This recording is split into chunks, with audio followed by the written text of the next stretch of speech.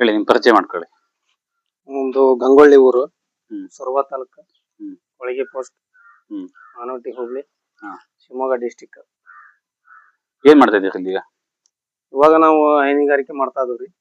ಇಲ್ಲಿ ಇದು ಮಾಡ್ತೀರ ಶೆಡ್ ಎದ್ರದ್ದು? ಇದು ಹೈನುಗಾರಿಕೆ ಫಾರ್ಮ್ ಮಾಡೋಣ ಅಂತ ಮುಂಚೆ ಒಂದು 20 ವರ್ಷದಿಂದ ಇದೆ ನಮ್ದು. ಹ್ಮ್. ಸಣ್ಣ ಪ್ರಮಾಣದಾಗಿಂದ ಇವಾಗ ದೊಡ್ಡ ಪ್ರಮಾಣದಾಗ ಮಾಡೋಣ ಅಂತ ಹೇಳಿ ಅದ್ರಲ್ಲಿ ಶಿಫ್ಟ್ ಮಾಡ್ತಾ ಇದೀರಾ?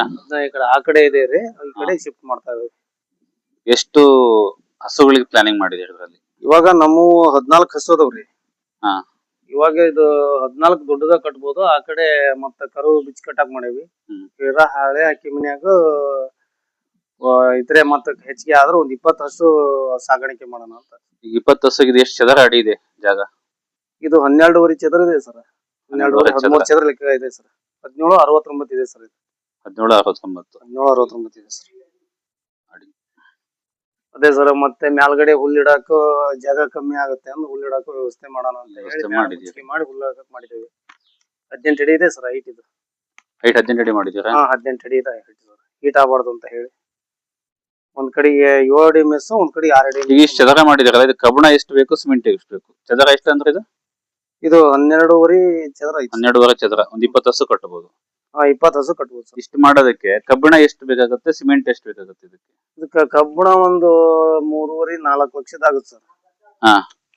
ಸಿಮೆಂಟ್ ಈಗ ಆಲ್ರೆಡಿ ಇನ್ನೂ ಫಿನಿಶಿಂಗ್ ಆಗಿಲ್ಲ ರೀ. ಈಗ 100 ಚೀಲ ಟೋಟಲ್ ಎಷ್ಟು ಆಗ್ಬಹುದು? ಟೋಟಲ್ 10 ಲಕ್ಷ ಎಸ್ಟಿಮೇಟ್ ಸರ್ ಇದು ಸಿಮೆಂಟಿಗೆ. ಸಿಮೆಂಟಿಗೆ ಸರ್. ಸಿಮೆಂಟ್ ಅಂದ್ರೆ ಒಂದು 250 ಚೀಲ ಸಿಮೆಂಟ್ ಬೇಕು ಸರ್. ಈಗ ಇಲ್ಲಿ ದನ ಕೊಟ್ಟಾಕ್ ಮಾಡ್ತಿದ್ದೀರಲ್ಲ, ಕೆಳಗಡೆ ಮಣ್ಣಿದೆ. ಹ್ಞೂ ಸರ್. ಇಲ್ಲೆಲ್ಲ ಈ ದನಗಳಿಗೆ ಸ್ಲಿಪ್ ಆಗದಂತೆ ಏನ್ ಮಾಡ್ತೀರಿ? ಈಗ ಫುಲ್ ಇದು ಸರ್ 10 ಅಡಿ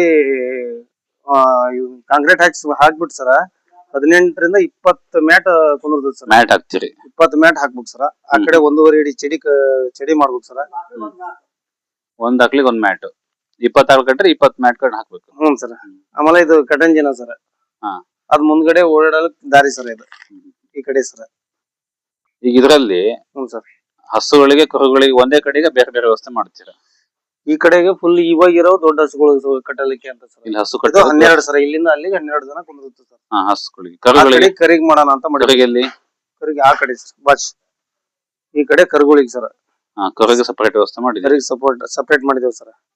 ಮತ್ತೆ ಇದರಲ್ಲಿ 4 ತಿಂಗಳ ಆದ್ಮೇಲೆ ಕರುಗಳು ಕಟ್ಟಕ ಆ ಕಡೆ ಪಕ್ಕಕ್ಕೆ ಮಾಡ್ಬೇಕು ಸರ್. ಹೊರಗೆ ವ್ಯವಸ್ಥೆ ಇದೆ? ಹೊರಗೆ